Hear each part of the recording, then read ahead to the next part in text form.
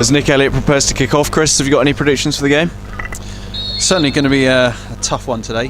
We played against them not that long ago away at their place, and I think the game we lost that 3-0. They played well on the day, to be fair to them, Harpenden.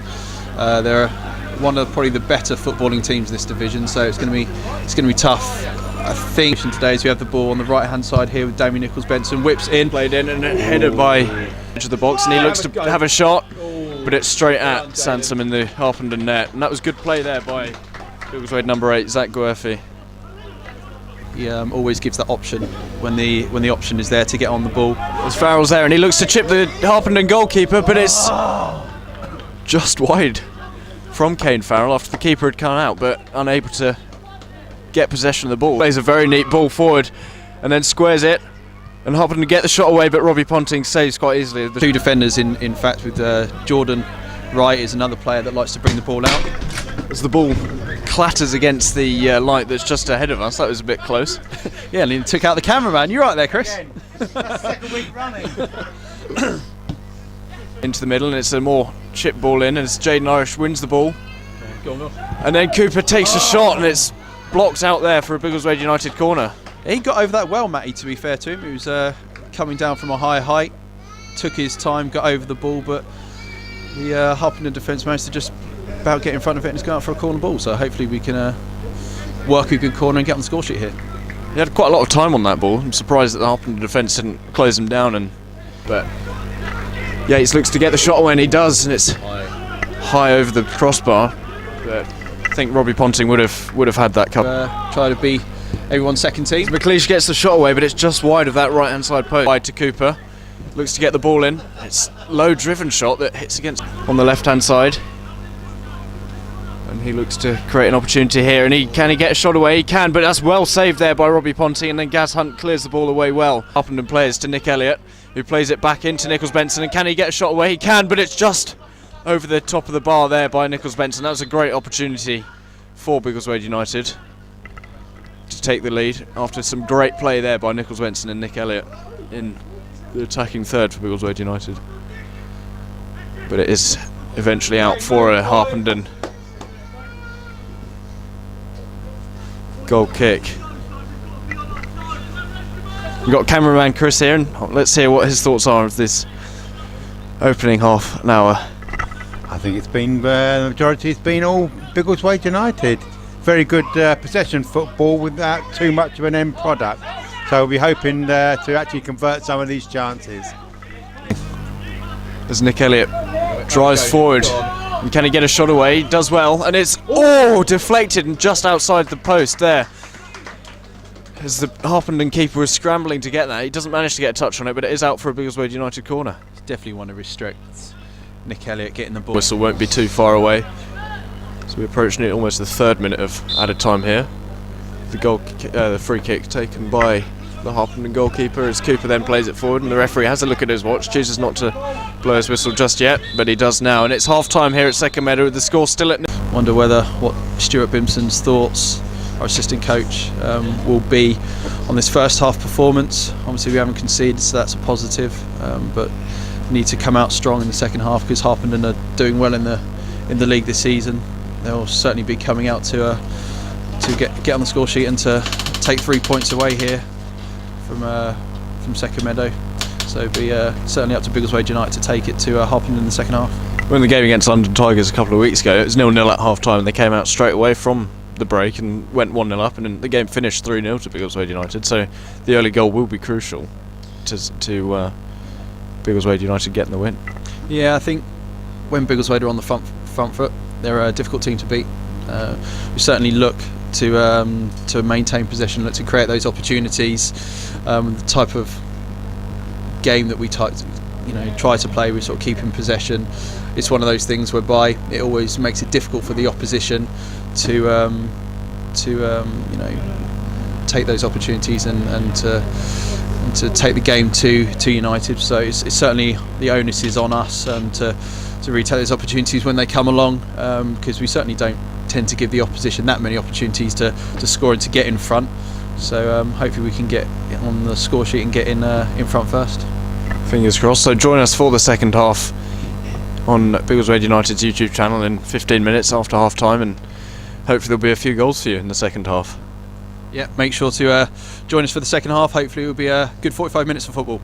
Cheers.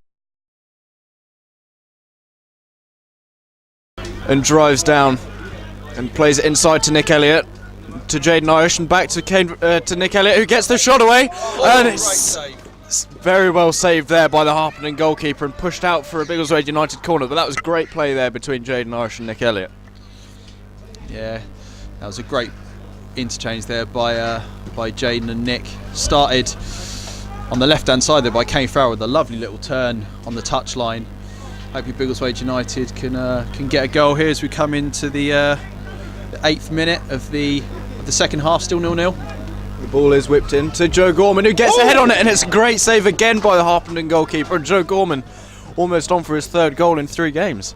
Number 14, as McLeish now looks to get a shot away, but it's out wide again as the ball's put in, and Robbie Ponting with the save, and it's 1-0 to Harpenden Town with the goal from number 14 Ewington. As Biggleswade United failed to clear the ball following those chances, and Robbie Ponting can only get a hand on it and palm it down to Ewington, who taps in from close range. Yeah, I mean, it didn't look like Robbie had He plays it back down to Nicholas Benson. He looks to keep the ball in play. He puts the ball into the middle, but it's just over the bar. And to Elliott, and calls for a free kick, but the ball's out to Nicholas Benson as he whips the ball in, but again, it could be decent. It is, but it's just over all the players in the middle as Nick Elliott keeps possession there and gets the shot, and it dips over the crossbar. I'm not sure. Cooper, who cuts it in, plays it inside to Nick Elliott, who looks to get the shot away, but he doesn't. He chooses not to, and plays a great inside ball to Nicholas Benson, and he shoots, and it's over the bar again from Biggleswade United, and Dammy Nicholas Benson can't get a shot on target there to help get Biggleswade United back into the game. It's got to come sooner or later, isn't it? I mean, blimey, Biggleswade United have got about 20 minutes. And then the long ball's forward to Ewington, the goal scorer for Harpenden, and can Robbie Ponting make the save? And he can, and that is a fantastic save there by Robbie Ponting to prevent Harpenden going 2-0 up. Yeah, it was a great save by Robbie Ponting. Stood on his feet right to the last minute, didn't go down early, made it difficult for the end, but looks like Robbie Ponting will get the end on the end of this, and he just does. Jaden Irish, who looks to get the shot away, but it's deflected. And then the shot there, well saved by the Harpenden goalkeeper Sansom.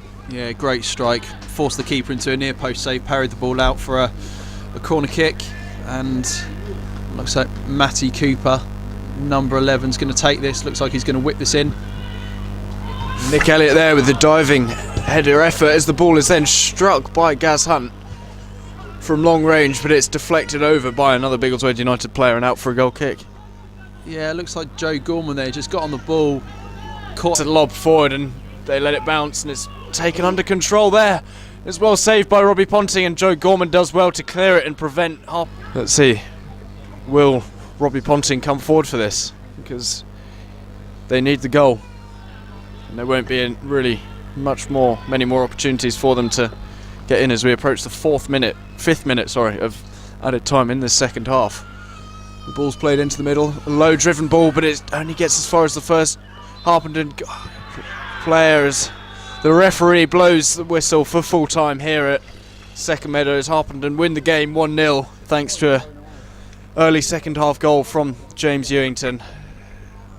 It's an unfortunate result for Biggleswade United, who dominated possession and then eventually had the majority of the chances in the second half after the Harpenden goal, and it's a really unfortunate result for Biggleswade United, Chris. Yeah, I think Biggleswade have certainly been the architects of their own downfall, really. They've created so many opportunities, but again, same old stories we've seen over the last number of games now. Biggleswade just simply cannot put the ball in the back of the net, and it's something that they really have to focus on, they really have to work at, because if they don't, then they're going to find themselves in a situation later on the season where they could be sliding down the table. Had a good result against London Tigers, but apart from that, Biggleswade really haven't scored that many goals in each individual match. So something that Biggleswade really need to change, really need to adjust and focus on. And if they can do that, then the performance and the level of quality of football is certainly there. And as you said, we don't concede many goals and do create those opportunities, but certainly do need to change that habit in front of goal, putting the ball in the back of the net, because at the moment it's just not happening for Biggleswade. And of course they lost striker Charlie Black to Dunstable, who are 2 divisions above, and that's not going to help the chances of being able to score plenty of goals, because he was quite a big contributor. He'd scored 7 goals for the club this season, so it's a big loss. You could almost see that today. I mean, Jaden Irish played very well by himself up top, but as I said before, there wasn't really anyone to run off him and help him play the ball forward and try and get the goal. Yeah, I mean, he's a good attacking threat, Charlie. I think he's still on a dual contract, so for those of you that know how football in non-league works, you can sign for 2 different teams providing they're in different divisions. So I think we may still have the opportunity of having Charlie playing for us, depending on what his duties are at Dunstable. He certainly did have a good run of scoring goals slightly earlier on in the season. Was forming a good partnership up with David Wedno up front for Biggleswade. Dave's still due to come back from injury. There are some players to come back, but again, it's something that Biggleswade really need to work on pretty urgently, because it's certainly becoming a trend, and it's certainly a trend that no team wants to see. But unfortunately that's all we've got time for here today at Second Meadow, with the result, full-time result 1-0 to Harpenden Town in the game against Biggleswade United. And as I said before, an unfortunate result, but we look forward to seeing you in a couple of weeks' time when they face, I can't remember who it is, on the 16th of December. That's the next home game. It's Leverstock Green. Leverstock Green on the 16th of December, and we hope to see you again then. Thanks for tuning in. Cheers.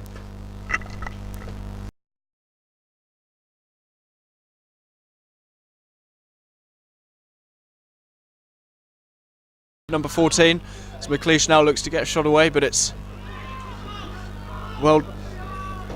out wide again as the ball's put in, and Robbie Ponting with the save, and it's 1-0 to Harpenden Town with the Stuart, disappointing result. How do you feel after the game, after such a positive performance but not getting the result? The same frustrations are there that have been in there for the last 3 games really. We set out the plan. I thought the boys executed it really well. We were patient in possession, we controlled possession, which was important for us to do against another top side in the division, and I felt that we'd done that. First half there was a few little positional issues which I thought would help us second half. We corrected that at half time, it helped us again start of the second half. The frustration thing is just that final third stuff really, a little cutting edge in the box. We created enough chances, got behind them enough, we just lacked a little bit of quality in the final third.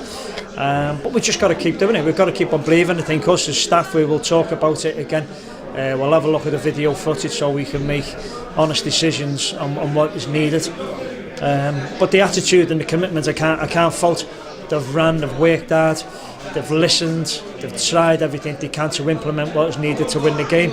Fortunately today, I think it's another one of them where we've limited them to probably a couple of speculative efforts from long range, and then the one chance that they've had, if you call it a chance, they've reacted better to us in the box. He's ended up tapping it in the net, where we should be reacting better defensively and we should be clearing our lines, and that was just the only little disappointment today, is not the way that we played. I thought that we played well enough, we'd done enough to secure the points. Again, we've missed chances. We made that small percentage in both boxes. So what was your thought on the goal that you conceded? We just didn't defend it well enough. It's as simple as that. We didn't defend it out wide well enough. We let the ball. We spent a little bit of time second half letting the ball come into our box too easily from wide areas. It's happened again for the goal. And Robbie's made the save, and then they've responded to it. They've reacted well, and he's popped it in the net. But nobody's near him. And we've got caught on our heels, ball watching as the shot comes in, maybe anticipating Robbie just to flick it over and then we'll deal with the corner. But we've got to react better. We've had a chat in there afterwards, and it's a small percentage, and I do believe that. It's that little percentage in both boxes to be more ruthless and have a better cutting edge to defend things and to score. And once we get that little bit right, then I don't think we'll be far away. But we need to, again, we've probably come at a good time really not to have a game on Saturday where we can just train keep on putting them in the right places where we need to be, keep on working on final third but stuff at time of our runs, the weight of the pass, the direction of the pass to get people in and finishing and scoring and dealing with our 1v1s and 2v2s that we have in wide areas and being more efficient in those areas. So little bits always, as always, whether you win the game, whether you lose the game, there's always going to be bits and pieces where you need to work on and try and improve, and we'll analyse it and we'll look at it and we'll try and do that now, and obviously in the next game comes we'll do everything we can to win that game. And Jade Norris was playing as a target man almost today, and he held the ball up really well but just didn't have the players to run off him. What were your thoughts on his performance and then the support that could have been there but ultimately wasn't there? I think in his performance I was really happy with his performance. I told him that after the game. He gives us something to build off. You know, he can get it in, he's strong, he's like our little Aguero, and he can get hold of it, and he moves it well, he's intelligent, and he knows where other players are around him, and he's always got a vision of what he wants to do with the ball, and that's good as a player when you've got a forward up there who you know you can give it to, he'll get hold of it and he'll look after it and you make runs off him. Great. But like any relationship, it takes time to build the relationship to know what he's likely to do. Encourage the midfielders of Zach, of Nick, to time the runs off him. Looking for third man runs, looking for runs just to get up alongside them where you can get hold of the ball and just drive into the space. And we've tried to do that today. We've tried to do that. It goes back to the start, that final ball and splitting defences, those timing of those runs from out to in or peeling off people, and we just need to practice a little bit more, and hopefully then we can get scoring goals when we're on top of games, and that's what it's about, scoring goals when you're on top. So is that the aim for the next match, just to outscore the opposition as much as possible and not worry as much about defending, or you're still going to be focused on defending but a bit more time focused on defending without a shadow of a doubt, because you need, for me what I always believe is your two most important men especially when you get in games where you are dominating possession and the top sides do it, but the most important players then on the pitch for me are the two centre halves. The two centre halves make sure that you've got security behind the ball. They talk to your holding midfielder the way we play, and that triangle of players are the ones who keep the security behind the ball all the time and don't get overly caught up at what's going on in front of them. Yes, they're aware of it, but what we don't want them to do is suddenly get done on one ball over the top, which nearly happened today. I spoke to Jordan after the game, he just said I lost it in the lights. I thought I was in a good position, but I lost it before I knew it was over my head. And they're the things that, centre halves, when we're playing so well and keeping the ball, is that we stay patient, we keep our position, and we make sure that we don't get done by one single bit of a long clearance or just a fluky clearance which undoes us for all our good work. So there's an importance there for our defenders where they keep switched on, they keep talking, and again, like full backs now, it's our timing of our runs and our support, because we don't want to get up there too early and just condense the play. Now it's working on the timing of our runs forward. One, so that if we do lose the ball, we're in a good position where we're not going to get done by counter.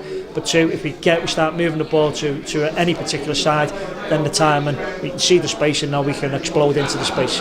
So there's bits defensively we still need to work on, but again, there's bits smart, and we'll do a bit of both. Definitely. Perfect, thank you. All right, thank Cheers. you. Thank you very much.